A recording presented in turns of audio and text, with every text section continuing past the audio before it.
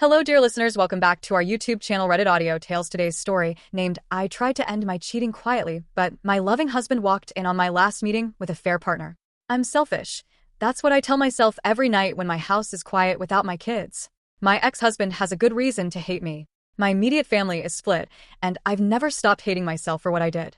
My selfish act happened in 2015 at the age of 39, and I confess I took my ex-husband for granted.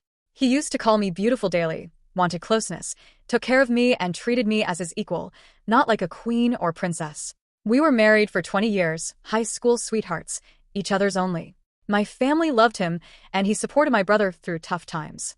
He was the go-to person when others needed help, a good man. Over the years I gave him two strong boys, 18 and 16, and twin girls, 13.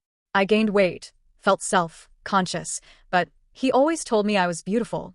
Our arguments were rare, but when they happened they were mostly about closeness, which I wasn't always in the mood for. When I turned 39, my birthday party revealed a new me. After a year in the gym doing yoga and Pilates, I went from 180 to 135 pounds. An amazing transformation for a formerly chubby girl. My ex-husband joined me at the gym, but not as much. He went from 260 to 225 pounds, shaping his body. Despite his increased affection, I still wasn't in the mood. We tried dinners, dancing, walks, and he helped around the house. He always looked at me with desire. Even after 20 years, any woman would want that desperately. But mentally, I just wasn't into it. At the time, I thought it was early menopause, having closeness 2 or 3 times a month.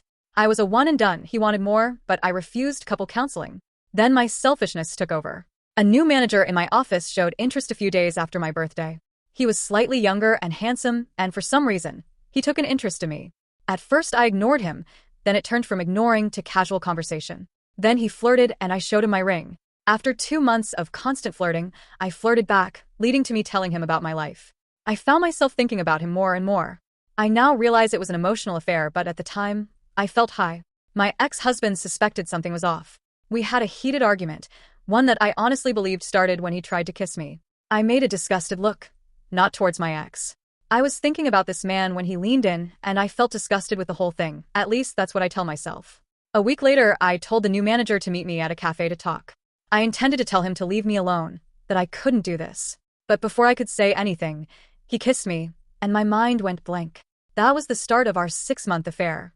During that time, I did things with him that my ex wanted. I was more eager and willing, always in the mood, because it was something new. Although my ex and I had closeness during this time, it wasn't as frequent. I started pushing him away, nitpicking on little habits, even belittling him. I'm ashamed of how I treated him. I only realized what I was doing when my brother visited and told me my ex confided in him about feeling depressed and thinking about separation. He felt that I didn't love him anymore, and he was falling out of love with me. That snapped me out of it. I immediately ended the affair, quit my job, and told myself I would make my husband feel loved and wanted. I was determined to fix this and be a better wife. My affair partner came to my house with a box from my office containing things I asked to be shipped. We talked, he wanted to know what went wrong, and I said I needed to fix my marriage. I told him to leave, but he insisted on one last encounter, and foolishly, I agreed. We ended up in the guest room. I don't know how long it lasted, but suddenly he flinched violently. There was a loud bang, and my ex was in the room. My AP was on the floor, and there was a large hole in the wall. I tried to say something to my ex, but his eyes were bloodshot, tears flowing, and his lips trembling. He was in so much pain, and I felt disgusted. I watched as my AP stood up and tried to leave. My ex looked at him, and my AP told him to step back if he knew what was good for him. So my ex attacked him. I screamed and cried, telling my ex to stop. Out of desperation, I jumped on his back, resulting in me getting slammed to the floor. Everything got hazy for a while. Words sounded muffled. But when I came to, my ex had my AP on his side on the phone. All I could do was stare at my AP's swollen face and the blood and teeth on the floor beside him. There was a loud bang on the door, and I watched my ex put the phone on speaker, slowly place it on the floor, dropped his knees, and place his hand on the back of his head. The door opened, the police came in, handcuffed him, and the paramedics arrived. I soon learned that he called special services on himself. Everything went downhill at the hospital. My father didn't utter a word. He just looked at me with shame. My brother yelled at me, crushed, asking how I could do that to my ex. My mother consoled me, causing my father to yell at her.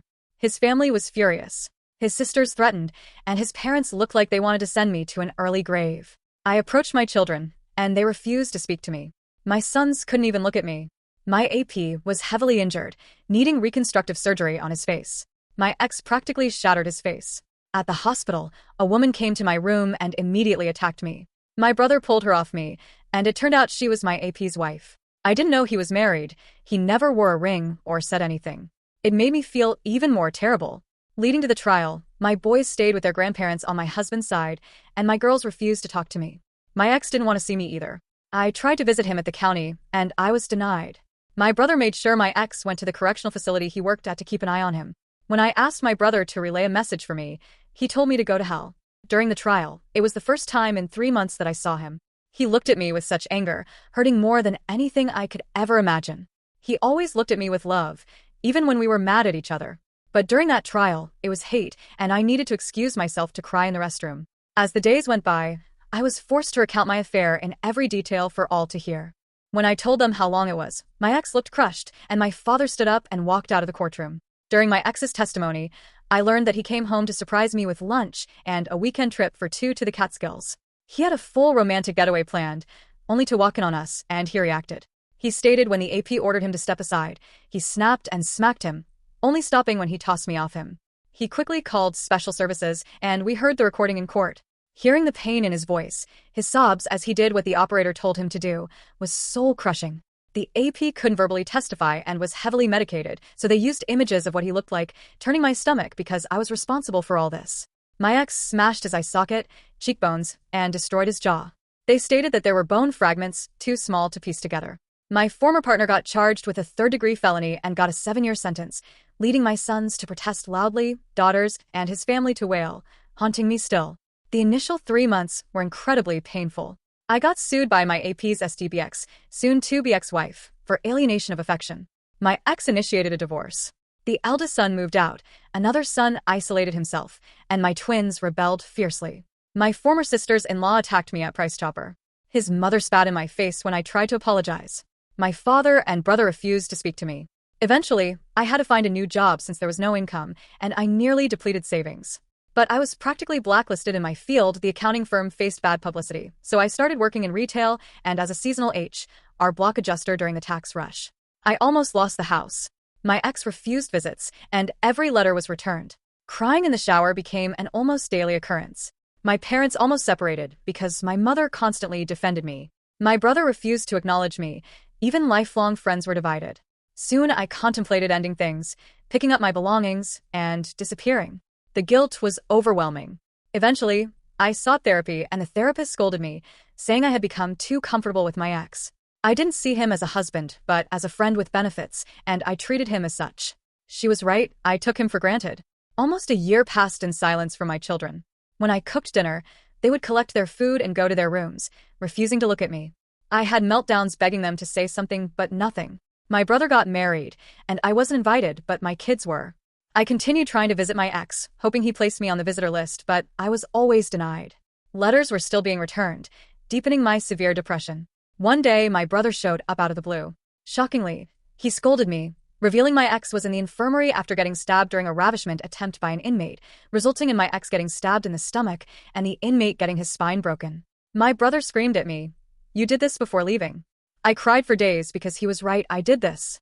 Attempts to visit him at the infirmary were futile. For 4 additional years, I tried to talk to him and wrote letters, but they were returned. Thankfully, our children visited their father frequently, and I learned he was placed in protective custody by my brother since the attack. Over the years, my eldest attended the same college and took the same major as my ex. He only calls his siblings and never wants to talk to me. He never comes to the house for holidays, only to his grandparents. Another son followed suit, going to the same college and refusing to call me. My twins were hard on me, but they visited their father weekly, improving their mood. Whenever they got overly rebellious, their uncle disciplined them. My brother and I still hardly spoke. Attempts to visit his wife when they had their first child resulted in being asked to leave. My mother kept me in the loop on what was happening in their lives, but my father still refused to acknowledge me. In early May this year, my kids were happy and my son returned home. I didn't know why and I didn't care, they were home. For 4 months, my children were around, and I did everything I could to express my apologies. Most of the time, I was ignored, but they started talking to me, bringing me joy to have conversations with them, learning about their lives. My eldest had been dating someone for over a year, my second, born, was on a college track team, and even my girls started talking to me again. It intensified my self-hatred for what I did to them. Witnessing them smile, joke, and share dinner together, I missed those moments deeply.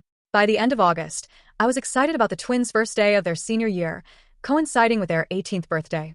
I shared my enthusiasm for their birthday party, but my girls asked if we could do it on a different day. This confused me, thinking we were starting to get better. When I asked why, one of them said, "Because Dad is throwing us a party, and I don't want you near him." This comment shocked me. I asked when their father was released, and they said he got out at the end of April for good behavior, leading to tears, as it broke me a bit more. They were around more because he was out, happier and cheerful with their father back in their lives. It wasn't because we were starting to heal, they had him back. I asked where he was staying, and they told me he was staying with my brother. I tried calling, needing to talk to him, but he refused. I went over, holding all the returned letters through the years, saw him briefly through the door crack, shouted his name, and was asked to leave by my brother. I handed him the letters and left. In the driveway, I heard his voice, turned around, and he was walking towards me. I instantly started crying, hugged him, and he handed me back my letters coldly, saying, "You forgot this." I cried watching him walk away. I begged him, pleaded for him to talk to me, and he just walked back into the house. My children stared at me by the door, and they all had no love in their eyes for me. At that moment, I realized my children were just tolerating me. However, I still want to fix this. I want to tell him how selfish I was, how much I missed him, apologize for destroying what we had. So, I'm still trying to push through my daily life. I learned from my mother that my almost partner's ex-wife was visiting my ex 2 years ago, and she's been coming around to see him. I don't care, really. I just want him to somehow forgive me, talk to me, be beside me, look at me the way he used to. I want my kids beside us. I just want my family back, yet I know I don't deserve it. Even if by some miracle we become one again, it will never be the same. I was selfish, and I wish I could take it all back. Second story, this is a response to my mother's post. I try hard to keep my history a secret. My college friends are unaware that my dad spent time in prison, and I'm not interested in sharing it with them. When I roamed around campus and overheard people discussing and sharing a particular post, it brought back a flood of emotions I've been trying to cope with. Investigating further, I found enough details to confirm it was about my family, which made me furious. I contacted my mother, and her emotional reaction triggered an argument. Similarly, when I visited my dad and confessed, it led to a confrontation. Despite this, I believe my father is a good man. He only scolded me for disrespecting my mother. He advises me that even if I don't love her, I should still respect her. It's tough to respect someone like her. My father faced many challenges and often emphasized that we should be grateful for growing up in an area where achieving academically wouldn't lead to attacks. He shared how difficult it was for him in the South Bronx, where pursuing white things like going to college made you a target. At 15, my father's father passed away from cancer, and he had to step up as a surrogate parent for his 2 sisters. With no life insurance, he worked hard to contribute to rent and food while attending school. He considers it fortunate that his mother remarried a good man, and they moved to upstate New York for a better life. According to my uncle, in the 90s, my dad's unique style, including baggy clothes and a Puerto Rican flagship, attracted teasing from his friends. Unexpectedly, my dad fought back, earning their respect. Instead of walking away, he helped one of them and suggested skipping school, sharing a 40 and talking things out. This led to friendship, and he introduced my dad to my mom. They attended the same college, and by the end of their freshman year, they were married. During my upbringing, my parents were affectionate, always holding hands and kissing. Even during my senior year, when things went awry despite acting like a teenager in love with my mom, my dad never placed her on a pedestal. He advised me against it, explaining that women won't respect a man who does so. His philosophy, treating your wife as an equal, best friend, and confidant, was passed down from his father and stepfather. My dad, a big guy at 5 feet 11 inches and 260 pounds, was always joking and active despite his weight. I cherished the moments when he sang to my mom and did thoughtful gestures like serenading her, buying flowers, and writing love notes for no reason. He defended her honor and always expressed how beautiful she was. My dad set an example for the kind of man girls should have in their lives. He stood by my uncle, never giving up on him, even when others thought he was a lost cause. As my grandfather once said, my dad knocked the stupid out of him and left behind the man he was supposed to be, a phrase that always made me laugh. My dad showed me how to be a man, a friend, and a husband. Before her affair, my mother always loved my dad, and he was her support system. Even though they had the ideal marriage, my mom ruined it. I remember those months when she talked down to my father, and he pushed back but restrained himself. Despite his college education and successful career as a financial advisor, my dad could switch from zero to a more assertive demeanor in seconds. Grandma said he was like his father, kind, respectable, and helpful. but he wouldn't hesitate to defend himself with strength. My dad tried everything, buying flowers, taking her out to dinner, dancing. But she was in her own world, treating him poorly. We all witnessed it, especially its impact on my brother and twin sisters. Despite that, my dad smiled and assured us they would work it out. He believed Mom was stressed from work, especially when she quit her job. I genuinely thought her job was the issue. Then my dad got arrested. Mom, do you know the embarrassment we felt when the whole school was talking about it? Dad was arrested because you cheated. I couldn't stand to look at you, so I stayed at Grandma's. The sight of you disgusted me. And when I visited Dad, he couldn't bear to look at me. He was ashamed and said he failed as a husband and as a man. I told him he didn't, but he insisted he did because a responsible man would think about the consequences before doing something so foolish. As a husband, he felt he failed because his wife betrayed him. I pleaded with him to look at me, but he wouldn't. Then you had the audacity to ask us for forgiveness, and for the first time in my life, I wanted to physically hurt you. We were all hurting, and you sought forgiveness. Sitting through that trial, listening to that special services call, was the worst 25 minutes of my life. 25 minutes of hearing my father, who would have done anything for you, crying and asking the operator for help. He repeated over and over that the love of his life cheating hurt us more than anything. I know you tried to act as a character witness for Dad. We all told you not to do it, but you did it anyway. Why did you want to show us that you still loved him? Tell the court he's a good man in my opinion. That cross-examination, where you revealed how long you were with that person, was why we lost him. If we had a proper lawyer instead of an appointed one, he might have walked. I had anger issues because of that. My brother became a closet drinker, and one of the twins was suicidal. But you didn't notice. All you wanted was to try and fix things with Dad, leaving me to support my siblings. I hated you, and in some way I still do. When I went to college, I wanted nothing to do with you. Like my father, I had to be a surrogate parent to my siblings. I was working a full-time job going to college and sending you money for bills.